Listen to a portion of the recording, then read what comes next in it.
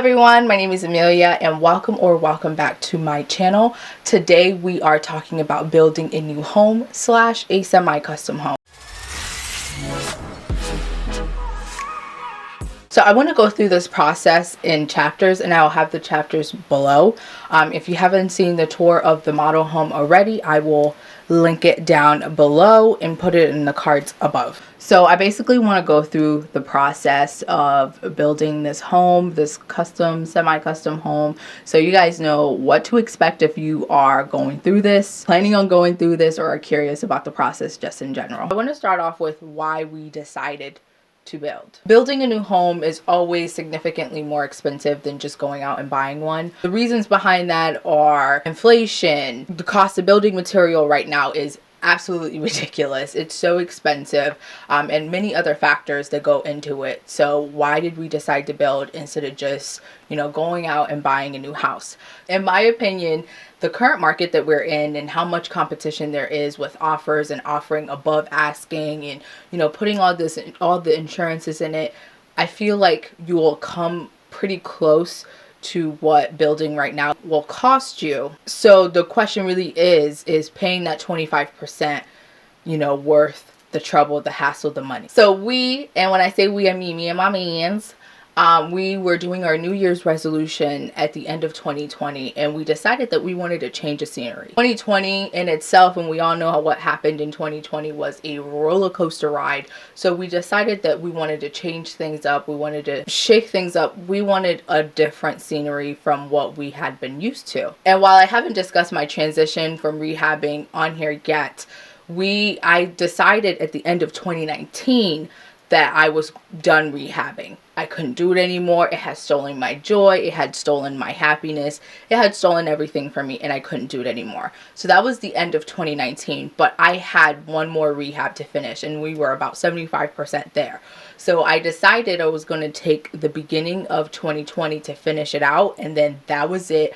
I was done. Right when we were about to be done, I'd say we were like 95% done. We just had little punch outs and things to do, appliances and little things like that to put into the home, is when the pandemic hit. Working through that and getting the house finished was challenging enough. And then going through the whole entire situation that happened in 2020, it was just a lot. So we decided that we wanted to change the scenery. By the end of 2020, my transition was in full swing.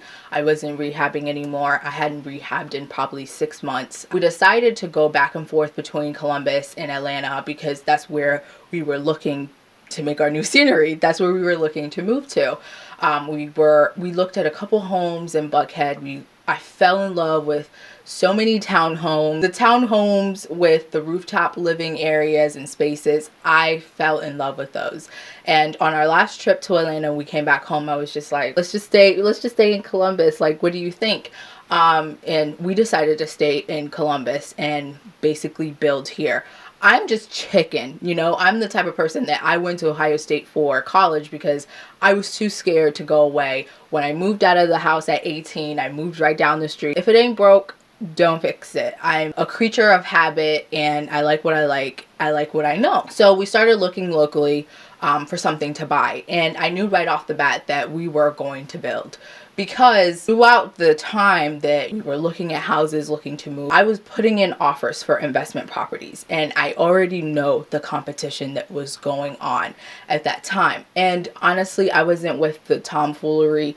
When you're looking for a house, especially a house that you're going to put your hard-earned money into, you're looking for certain things. The market was so competitive already that you didn't have room to be picky, right? So you don't have room to be picky, one, and then when you find something that you like, you have to go above and beyond out of your pocket to get that home. I didn't want to look into rehabbing. I didn't even want to hear the word rehab at all. It had burnt me out so much. I just didn't want to live in a construction zone for however long. What's really funny is this new home that we're building, there's so many changes that I want to make that it doesn't even matter.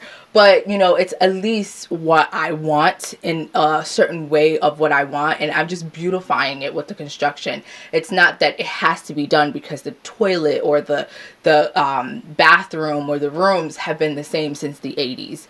It's because I just want to cosmetically make it beautiful. Okay, so this brings us to August of 2001. And when we started looking at builders, I was a little bit worried. A lot of the newly built homes that we were looking at were regular houses.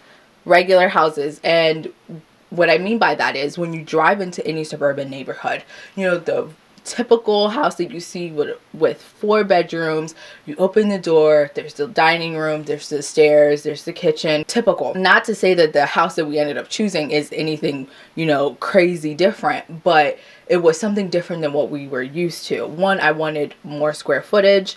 I wanted a different layout than what we were used to. I didn't want the typical, you know, cookie cutter suburban house. So I was getting really nervous because a lot of the builders, a lot of the builds that we were looking at were super typical. And I'm like, oh no, did we make a mistake by keeping it local? The ones that we loved were in the 800,000s to the millions, something that was not worth that price. It looked good. It was different from what we were used to, and we fell in love and we liked them. But for $1 million, for $800,000, it was ridiculous. So at the end of August, we viewed 2 model homes. One was 45 minutes away from us. That was north of Columbus. And then the second one was 45 minutes east of Columbus. We liked them both equally. We equally liked them both, and they were all around the same price. I think the one north of Columbus was $100,000 more, but the one east of Columbus is going to be 15 minutes away from places that we frequent. It's 15 minutes away from the malls that we frequent. It's 15 minutes away from the grocery stores that I drive here from my house 30 minutes to, but now I'm going to be 15 minutes away from. So it was a no-brainer when it came to, you know, the price and the location. We fell in love. We liked it. That day, we went into the office that was located on site. We went into the office and we basically talked to them about, you know, the process of moving forward. We were told that they were, you know, in a lottery process now because the neighborhood at that time, I would say, was about 50% done, and they had just opened up a new phase that they were selling out. She could put us on the list, and we were number 8 on the list. I don't remember how many homes they were selling per month, but she basically said that if we don't get selected for the month of September, we would go up on the list for the month of October. And I was like, wow, this is getting strenuous. I was a little bit nervous. But that day in the office, we basically came out with a sketch of what we wanted if we got picked. We got to pick a lot, which was not guaranteed because if somebody ahead of us on the list picks it, we had to pick something else. So we picked a lot, and then we picked, you know, little basic things like, did we want a 3rd car garage? Did we want a bathroom in the guest bedroom? Did we want the morning room? Nothing cosmetic. And when I tell you, oh gosh. Okay, so this is the reason why I'm doing this video, so that you guys will know what to expect if this is a process that you want to go through. When we got to the end of all the basic add-ons and the sketch of what we wanted the house to look like if we got picked, we had added $100,000 basically to the base price. I think it was a little bit over that. I don't want to exaggerate, but I think we were like $180,000.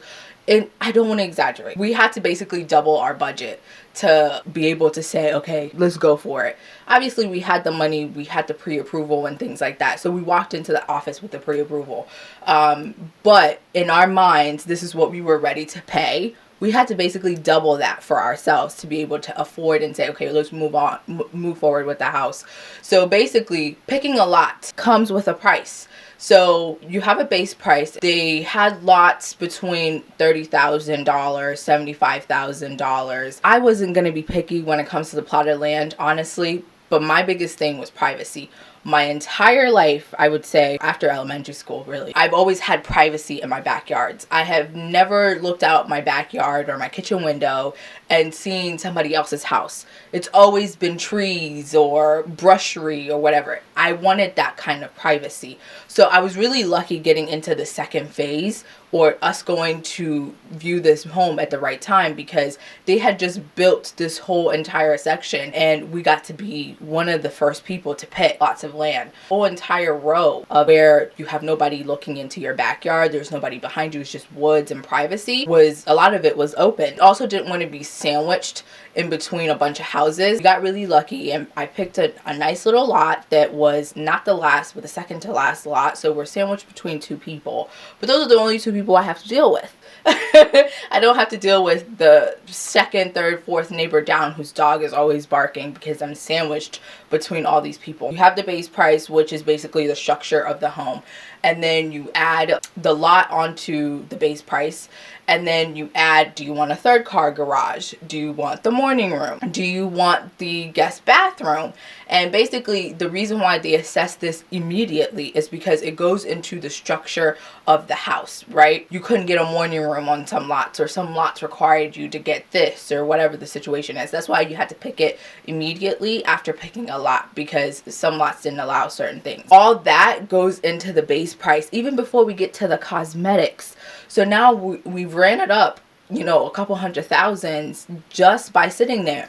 So I'm just sitting there like, are we about to really do this? When we got done, she let me know that she will give us a call if we were picked in the month of September. Again, if we weren't picked, we would move up on top of the list for the month of October. We were in Cartagena, Colombia in September, and I got a phone call. And she basically said, we have been picked. And I was so excited. I think we were getting breakfast. We were in the buffet line getting breakfast. I was super ecstatic. I was excited. She was like, okay, so when you gonna pay the deposit? Way to ruin my moment. Way to ruin my moment. I was so excited. And then the deposit is now due immediately. So to secure your lot, to secure yourself in line, you had to pay your deposit immediately. And the deposit for our builder, or this specific subdivision, was 5%. So, you know, I sent her a picture of a check and she took it out immediately. I think it went through the next business day. And now they have 5% of my money. Send them the money, you sign the contract. It's basically like a regular real estate contract. It's just a little bit different because it's a builder contract. You sign the contract and you're good to go. That it's 10 months from signing until closing. 10 months. So we're September 2021. 10 months from then is when we would be moving in. A lot can happen in 10 months. People can lose their jobs. People can change their minds. But they got 5% of your money. They have 5% of your money. When we came back to Columbus, went to the Builder's Design Center where we got to pick the cosmetic stuff. We picked the cabinet color, we picked the granite color, the granite type, quartz tiling, the style, everything. So that is the semi-customness of it. You get to basically beautify your home how you want it based on the choices that they give you. We upgraded on a lot of things, like the simplest of things, and the more simple and modern things, like everything in the house is just white. Like when it comes to tile, everything is white. All of those were upgrades because the simple, sleek stuff were all upgrades. The base stuff they gave you would all clash together. So for you to like beautify it and make it what you want, it all was extra. You had to pay for it. So we ran up a check.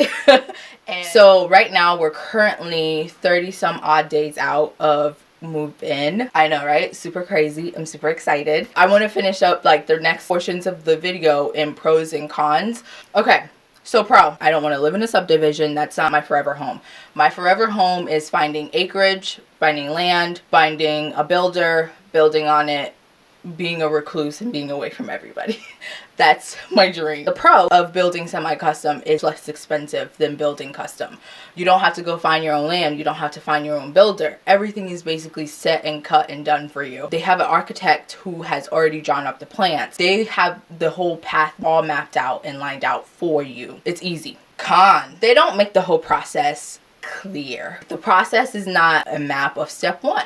step 2, step 3, step 4, step 5. At the tail end is when I feel like I have been finding out about things, and it's been frustrating a little bit. Okay, so I got a call about meeting with the construction manager. I would say, I think ending of November, or I think it was the end of November. I'm not 100% sure. When I sat down with him, we went over my building plans. He went over everything with me. So basically, I have had September, October, and November to stew. And all the changes did that were basic. And he was going over my plans with me. And I was like, I want a 3rd car garage now. Just because I had weighed my options, I wanted the 3rd car garage. He told me basically it was too late, because these are the plans and we have already pulled permits and this is what has been approved by the city. It's too late. We can't go back. So you have to get permits for. The drawings have already been made up by the architects. It's been shipped off.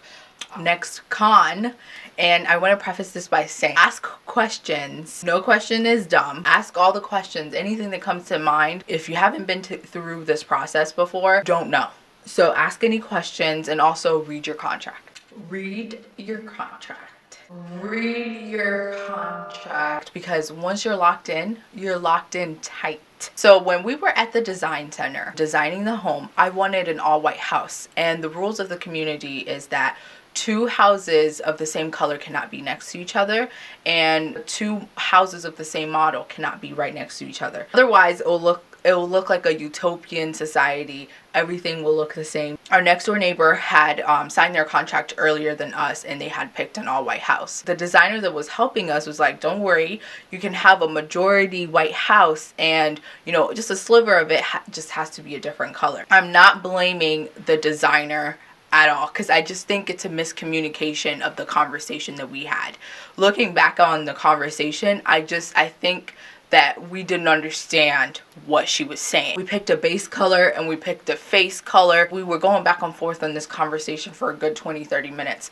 And when we were done with the conversation, we picked gray and white. In my head, I thought the face color was going to be what the house was going to be majority of. It was going to be white.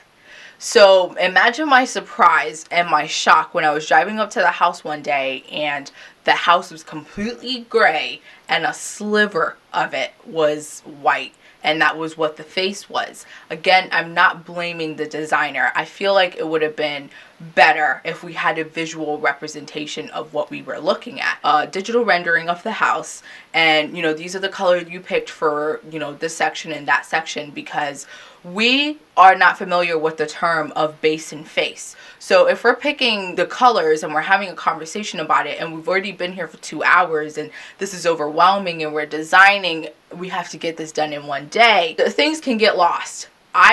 Again, I'm not blaming the designer, because I feel like it was a miscommunication or more of a misunderstanding of what she was saying and what it was translating to us. So now, not only do I have a gray house, but I have gray walls and gray floors. So as somebody with a background in rehabbing and construction, coming from construction, I know they're not about to take down the siding. I know the expense that goes into buying the siding, and I know the expense that goes into the labor. So I'm like, out of the 3, and also the flooring, I know they buy in bulk because it'll be easiest, and just it's been sitting in a warehouse somewhere. I thought the easiest thing was to change the wall color, right? Usually paint is bought the day of or even the week of painting. I spoke to the construction manager first, and I sent an email to the designer, and she basically told me no, but she'll ask. She asked and came back to me and said they said no. I went to the office and I said, hey, I have a gray house, gray floors, and gray walls. I would like to please change the walls. She told me no. She wasn't budging at first. Like, we were going back and forth for like 10 minutes. But you chose it. I know I did. I didn't know what I was choosing. Duh. Like, so she basically went back to the construction manager and talked to him. And he basically said her drywall is done. It's being painted in the next 2 days. I still feel like we had enough time. Am I wrong? Especially if paint hasn't been paid for or picked up yet, right? We still have time to change our minds here. Please, this is the one thing this entire process I'm asking for. Let's make this happen. Nope, they weren't budging. Well, I was fuming. I was angry. I was seeing red. I'm a very happy-go-lucky person because I do not like to get angry. When I get mad, I see red and everything, all bets are off. I'm pushing and shoving everything in my way. Everybody has to hurt the way I'm hurting. So I do not like to get angry. I started reading the contract. First of all, I have worked with builders before. I have not worked with this particular builder before as an agent. So I have worked with other builders before as a real estate agent representing other clients. So I'm familiar with what the contracts usually look like. And honestly, that's why I skimmed the contract. I've seen many and plenty real estate contracts. I know what points I'm going to know, you know, what I'm getting myself into. Apparently, I didn't do great skimming. I was mad. I was upset. I was like, I want out. I'm done. I know it's petty. It's small. All this time and all this energy putting into this house, and I'm ready to walk away. I felt like I had been like the easiest customer ever. And the one thing that was so easy to change, they weren't allowing me to change. If you look up any of these builders, they have scathing reviews. If they address little things, certain little things, or have conversations, or you know, create a better picture and a better map of what the process is going to look like, a lot of these little, you know, complaints and reviews that they have would end or cease. But again, I understand as somebody coming from construction and rehab. If you let one person change and you gotta let another person change, and now you're making changes all over the place, and one house is taking 500 years to build. I get it. But again, I feel like if customer service was a little bit more focused, these builders won't have as much scathing reviews as they do. But obviously their pockets is not hurting, because the neighborhood, we came in at 50% sold out. We are almost 95% sold out at this point. I read my contract like I need out. I'm done. I'm tired. I'm not going to go forward. I was being irrational. This is why I said read your contract and read it thoroughly. Have somebody else read it and see if they're going to, you know, point out any crazy things. But these are the things that I found that were in the contract that I wasn't familiar with. Don't be me. The 5% deposit is non-refundable. I cannot purchase this home with an FHA loan, which is so important to understand. A lot of people don't qualify for, you know, conventional loans based on the lender. Some lenders require you to have a higher credit score to qualify for a conventional loan. And the third thing that I found out is that if there were any changes at all that you wanted to make, you had to have made it 30 days within signing your contract. And my mom was so annoyed with me. She was like, why are you willing to just leave? What's wrong with you? I'm like, I don't know. They've made me mad and I'm ready to go. Okay, so I feel like that was a long con. The next pro is the fact that the whole process has been easy, to be honest. As somebody coming from rehabbing and construction and didn't want to even hear the word rehab or construction, this has been a very easy breezy process for me. The blueprints have already been laid out. They've done this a million times. I just wish that the process was a little bit more clearer on, okay, this is what we're doing. But I guess that's also me asking questions. And I know there are reviews online, there are videos online, and I'm not advocating for them at all. I'm advocating for my process in this, because a lot of people don't trust construction people, they don't trust handymen, they don't trust general contractors. Sometimes they can be untrustworthy because they don't know how to communicate properly, in my opinion. You feel like you're being hacked. So pro, I really love the layout of my house. I love the elevation. I love the build. The house faces a different direction than the model home. The windows are different. I feel like they're so much better in my specific house. It will make decorating so much more beautiful. There's so much light. I just love it. I love the privacy of my backyard. What I will say is they're a business. They're a company. They're a huge company. You have to advocate for yourself, because when you're signing a legal binding contract, they have lawyers that they have paid to come up with the contract. They're protecting their interests and they're protecting themselves. So if you're going to go into this process, make sure that you're protecting yourself as well, and you're going in with a clear head and a clear mind, because it's so easy to get caught up and swept up in the whole process. You know, I'm building a house. I want to move. I need to move. It's so easy to get caught up in that whole process. You might make a mistake that you can't revert back from. So just advocating for yourself, because the whole time they might be nice, but they're advocating for themselves. But yeah, I'm looking forward to moving in. I'm looking forward to making the house my own. Looking forward to going through this whole journey with you guys. If you have any reviews, if you've been through this process, please leave your comments down below. I'm looking forward to reading them. But yeah, please like, comment, and subscribe, and I will see you guys on the next video. Bye.